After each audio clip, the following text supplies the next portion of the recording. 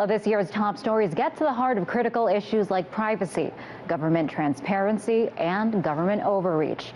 As 2013 comes to a close, we want to take a look back now at 7 of the most important stories we covered that others have underreported or missed altogether. We start with the tragic story of an internet icon whose life ended way too soon. Aaron Swartz was a renowned computer programmer and internet rights activist. He was a frequent guest on RT, where he shared his vision for a free, open internet. So what it is it's sort of a patriot act for the internet. It allows the government to go to providers like Facebook and Google and so on and ask them for data without a warrant. What's crazy is to say, oh, the law is unclear, you might be breaking it. What we're going to do is throw you all in jail, seize all the data, shut down the entire website, take all of your money, and then have a decision about whether what you did is illegal or not. Last January, Swartz took his own life. At the time, he faced federal charges for hacking into an MIT computer network and allegedly stealing millions of academic documents. The charges carried a possible sentence of 35 years. When Aaron hacked, a poorly written criminal law called him a dangerous criminal. Common sense and conscience knows better. And we are going to change this unjust law. Family members of the late Swartz say facing federal charges contributed to his death. His suicide highlighted the issue of prosecutorial overreach. Now to the historic summer-long trial of Chelsea Manning, formerly known as Bradley.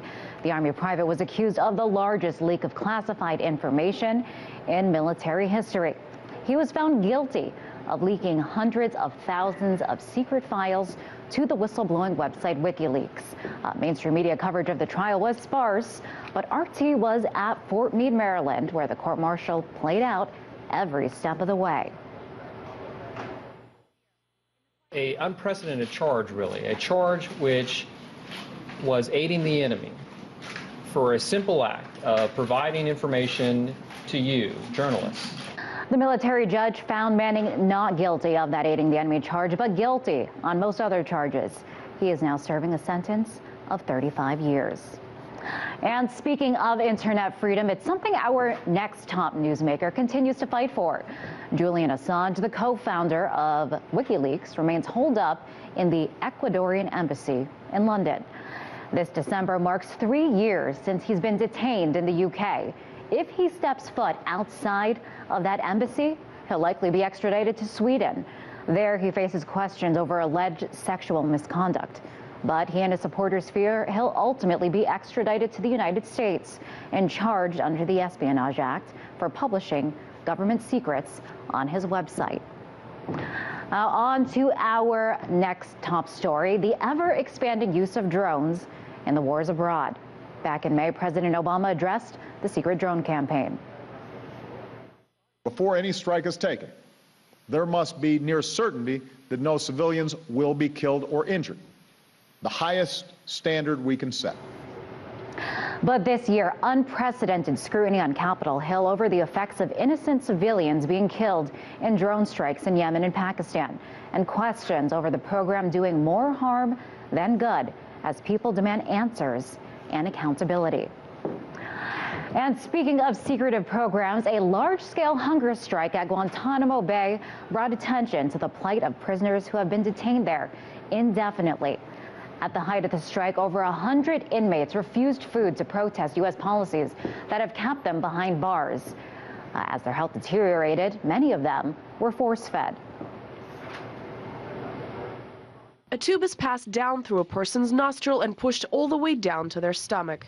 Before it's passed down the nose, we lubricate it, and we give the patient a choice. Do they want to have lidocaine, which is an agent that will numb the area, or if they want olive oil to lubricate the tube. The military announced the end of the hunger strike in September. The 6-month protest led to a revived global focus on closing the base. Over the past year, 11 detainees have been transferred out. President Obama has renewed his vow to shut Gitmo down, but how and when that will happen is unclear. Now to the tragedy in Boston. In April, the Boston Marathon turned into a deadly massacre when 2 bombs exploded near the finish line, killing 3 people and injuring dozens of others. 1 suspect was killed in a police shootout, the other captured and facing the death penalty. But there's a curious twist in the story that has gotten very little coverage. A friend of the Boston bomber, Ibrahim Todashev, was shot to death by authorities in Florida.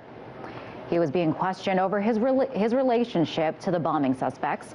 RT caught up with the grieving father that said his son had no ties to the crime. The pictures you are seeing are disturbing. 4 or 5 shots right into the heart. I've never seen things like this, even in the movies. Not in the US, not in Russia, nowhere. Such violence from law enforcement. Nowhere have I seen anything like this. And rounding out our top stories, we turn to the saga of genetically modified foods. Agricultural giants like Monsanto affect everything from the food that we eat to where our tax dollars go to the success or demise of local farmers. This year, we saw strong opposition to genetically modified foods, but not strong enough to beat the massive lobbying dollars behind corporations like Monsanto. A bailout initiative to get GMOs labeled failed in Washington, but labeling advocates say the fight is not over. And in the coming year, we'll fight to get GMOs labeled in other states and eventually on a federal level.